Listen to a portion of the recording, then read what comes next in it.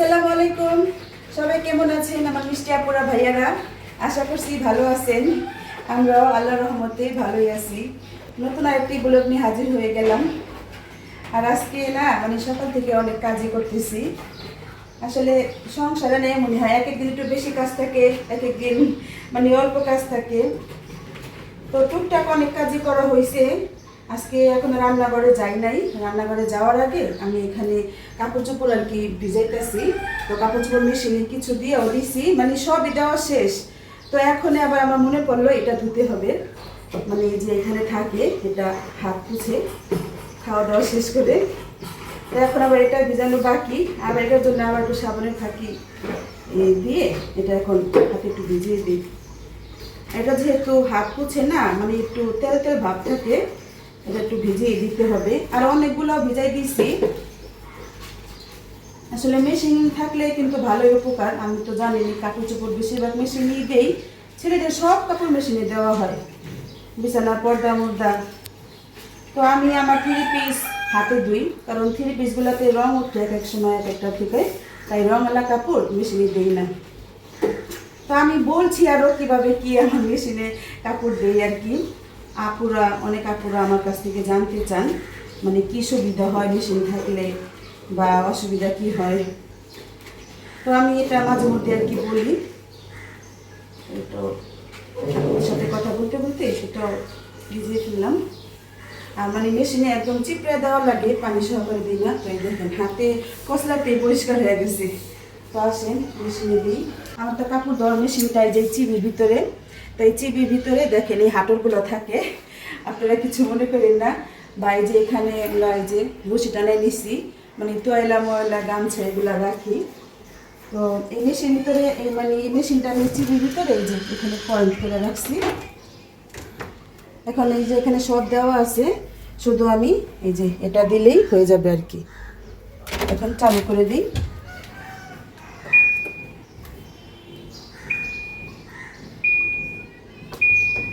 তো চালু হচ্ছে, এখান দিয়ে কাপড়টা ধোয়া হোক মেশিনে, আমি রান্নাঘরে যাই। রান্নাঘরে জায়গাটা গুছাই নি, তারপর রান্নাঘরে যেয়ে রান্না শুরু করি। আজকে কোনো ভাতও বসাইনি, শুধু গরম পানি দিয়ে রাখছি।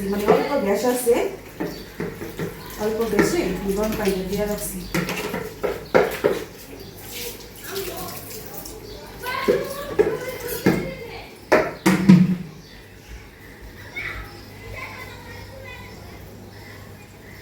এই তো রান্নাঘরের পরিস্থিতি দেখেন। আমি শুধু চালটা ভিজাই থেকে গেছি, আর এই যে গ্যাস বেশি নাই, আমি গরম পানি থেকে গেছি। তা এখন আর কি সিলিন্ডার গ্যাসে ভাত বসাই দিব। আর বাকি কি রান্না বান্না করবো সেটা শেয়ার করছি। চালটা ধুয়ে নিলাম, এখন গরম পানি দিয়ে ভাতটাকে বসাই। আর আজকে তেমন রান্না নেই, কারণ কালকে অনেক মাংস আছে। ভাতটা বসাই দিলাম। আর এই দেখেন এখানে আজকে আমি কি নামাইছি রান্নার জন্য, তরমুজের খোসা দেখেন। তো এখন দেখতেছি অনেকেই তরমুজের খোসা ভাজি করে, কেউ ঝেলি বানাইতেছে, অনেক কিছুই দেখতেছি। তো আমি কখনো খাই নাই তরমুজের খোসা দিয়ে ভাজি। তা আজকে ভাবতেছি কি একটু এটা দিয়ে ভাজি করে দেখি। সব কিছুই আসলে ট্রাই করতে হয় মাঝে মধ্যে। আমি এটা আর কি কাটাকাটি শুরু করি, দেখি এটা ভাজি করব। আর ছেলেরা তো এটা ভাজি খাবে না, আমি করব। আমি দেখি সবাই রান্না করতেছে। তো আমার বড় বোনও রান্না করছে। তো আপাই বললো যে অনেক মজা, তুমি একদিন করে দেখবা। আর তুমি তো ভিডিও করো, ভিডিওতেও দেখাতে পারবা। তা আমি ভাবতেছি আচ্ছা, যেহেতু এখন তরমুজ এখন না কালকে তরমুজ খাওয়া হয়েছে, তো আমি খোসা ফ্রিজে রেখে দিয়েছিলাম। তো আজকে নামাইলাম। আর এই যে আমি কীভাবে পরিষ্কার করব, এখানে যে লাল অংশটা আছে না, এটাও ফেলে দেব। আর এই যে এই খোসার এই উপরের সবুজ অংশটাও ফেলে দিব। তো আমার আপা বললো কিছুটা পেঁপে ভাজির মতো লাগে আর কি। পেঁপে ভাজিটা হালকা একটু মিষ্টি মিষ্টি লাগে না এমন। তো আমি দেখি, আমি তো কখনো ভাজি করি নাই, জীবনে প্রথম ভাজি করবো। আর এতগুলো কিন্তু সব নিব না, কারণ এতগুলো তো ভাজি অনেকগুলো হয়ে যাবে, আমি অল্পই করব। আমি দুইটা একটা আপনাদের করে দেখাচ্ছি, সাথে একটু আলু দিব। দুইটা একটা আমি করে দেখাচ্ছি আপনাদের। তারপর না আমি ভাজিগুলো হাতের জন্য কাটবো। মাংসটা ফেলে দিই।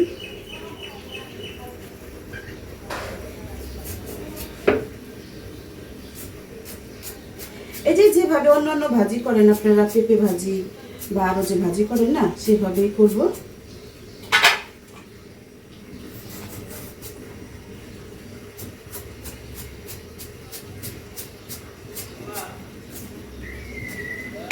সবকিছু আসলে খেয়ে ট্রাই করতে হয় কোনটার স্বাদ কেমন।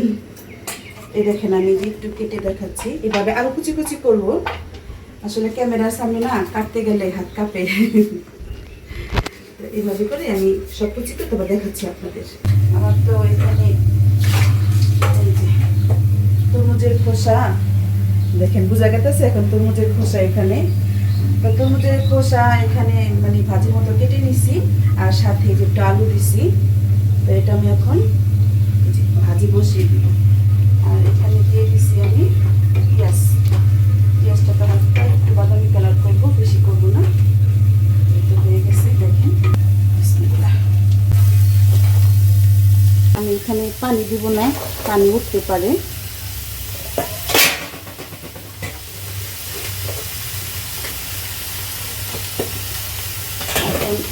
লবণ দিয়ে দিই,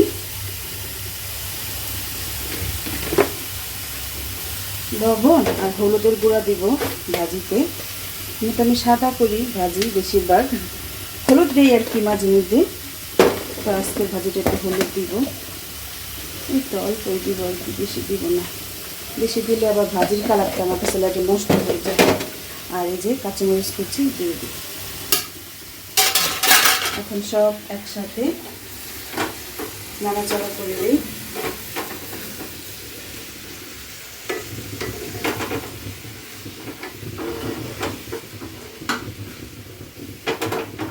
একটু ঢেকে দিই।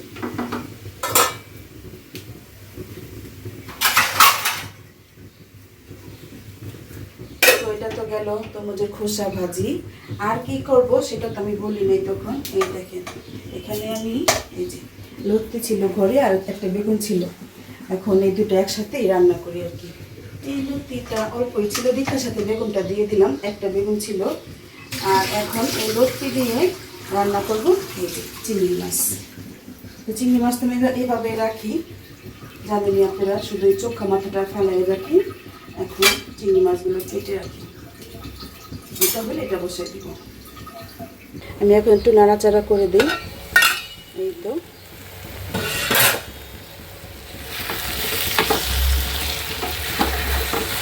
আমি তো পানি দিই নেই বললামই, পানি ছাড়াই মনে সিদ্ধ হয়ে যাবে।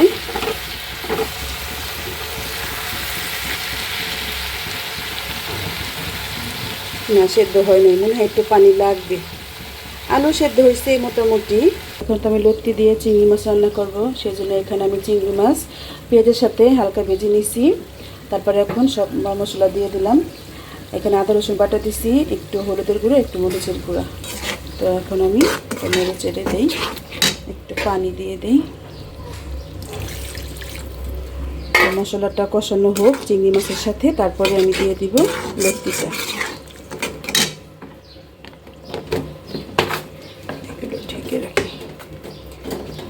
আর এই তো দেখেন এখানে যে আমি ভাজিটা রান্না বসাইছি, তরমুজের খোসা ভাজি। তো এখানে পরে আমি একটু পানি দিছিলাম, প্রথমে দেখছি যে সেদ্ধ হইতেছে না, তারপরে পানি দিছি, অল্প একটুই দিছি। আর আমি এখন মানে চুলার আঁচটা একদম ঢিমাজ দিয়া দিছি, সেদ্ধ হোক। এখন এই যে তরমুজের খোসা ভাজিটা কতটুকু হয়েছে একটু দেখাই আপনাদের। এই তো দেখেন তেল ভেসে উঠছে, তো ভাজিও সুন্দর গলে গেছে, হয়ে গেছে। আমি এখন নামিয়ে ফেলবো। তো হয়ে গেল তরমুজের খোসা ভাজি। আর এই যে এখানে তো চুলা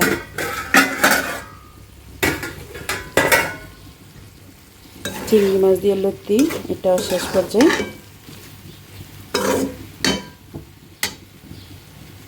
তো রান্না শেষ আজকের মতো। আমি তো ছেলেদের ভাত দিয়ে দিছি, আর মাহিসাই তো মজা করে ভাজি দিয়ে ভাত খাচ্ছে। আমি তো ওদের বলি নাই যে কি ভাজি। সাইদ, এটা চামচটা সরাও, এই যে চামচটার লেগে তোমার। তো এখন বলো তো তোমরা এটা কিসের ভাজি দিয়ে ভাত খাচ্ছ? এটা আলু ভাজি। আলু তো আছে, সাথে আর কি? পেঁপে ভাজি। পেঁপে? ওমন লাগতেছে সাতটা? ও আচ্ছা, মাহিত তুমি কদি? পেঁপে। আচ্ছা, যাই হোক, ওরা তো দুই ভাই জানে না। আর হলো ওরা দোনো ভাই পেঁপেই মনে করতেছে। পাকঘরে কি চেক করবা? কিছুই নাই। পাকঘরের ময়লা সব বুয়া নিয়ে গেছে গা। পাকঘরে কোনো কিছু নাই প্রমাণ। আচ্ছা, যাই হোক, তরমুজের খোসা ভাজি করছি। হ্যাঁ, আসলে ওরা জানতো না, আমি যদি জানাই দিতাম তাহলে খাইতে চাইতো না। এখন তো প্লেটে দিয়েই দিছি, খাওয়া শুরু। তো এই ছিল আজকের রান্না। এই যে চিংড়ি মাছ দিয়ে লতি, এটা ওরা খায়, এটা অনেক পছন্দ করে। আর এই তো মুরগির মাংস, এটা আজকে রান্না করি নাই, আগের ছিল ফ্রিজে, আমি নামাইয়া গরম দিছি। আর এটা তো এই যে ভাজি, কোন তরমুজের খোসা ভাজি। আর ডালও ছিল কালকে, ডালও রান্না করি নেই। তো এই ছিল আজকে দুপুরের খাবারের আয়োজন আমাদের। আমি তো পরে ভাত খাবো। তো ঠিক আছে, তোমরা খাওয়া দাওয়া শেষ করো। এখন তো আমার ভাত খাওয়ার পালা। আর আমি আজকে জীবনের প্রথম এটা রান্না করছি আর খাবো জীবনের প্রথম। ছেলেরা তো শোনার পরে বুঝছেন কথাটা পছন্দ করে নেই, মানে তরমুজের খোসা শোনার পরে ভাত খেতে বইয়া।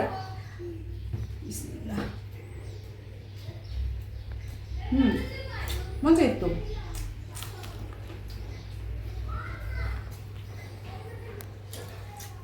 চলে, খারাপ না তো।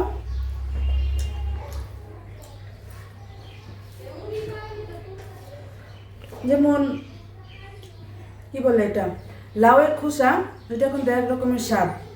আর এটা কিছুটা যে পেঁপে বললো না আমার ছেলেরা বা আমার বড় আপা পেঁপের কথা কিন্তু বলছিল, ওটার মতো স্বাদ আর কি। সাথে একটু আলু দিলে আর কি বেশি মজা, আমি আলু দিয়েছে দেখে মানে বেশি মজাটা লাগতেছে।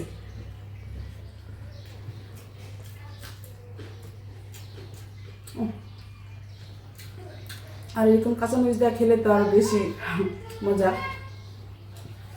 তো আমি লতি তরকারিটা দিয়ে খাবো, আর এটা দিয়ে মাংস তো ছেলেদের জন্য, আমি এতটা পছন্দ করি না মুরগি। আর এই তরমুজের খোসা ভাজি কোন আপুরা রান্না করছেন আমাকে কমেন্ট করে জানাবেন। কিভাবে আপনারা রান্না করছেন সেটাও জানাবেন। আমি তো ভাজি করলাম, তো ঠিক আছে। আমি এখন খাওয়া দাওয়া শেষ করি। আর আজকে ভিডিওটি ভালো লাগলে লাইক দিবেন, কমেন্ট করবেন, শেয়ার দিবেন। আর যারা এখন আমার চ্যানেলটা সাবস্ক্রাইব করেন নাই, সাবস্ক্রাইব করবেন। সবাই ভালো থাকবেন, সুস্থ থাকবেন, আমাদের জন্য দোয়া করবেন। আল্লাহ হাফেজ।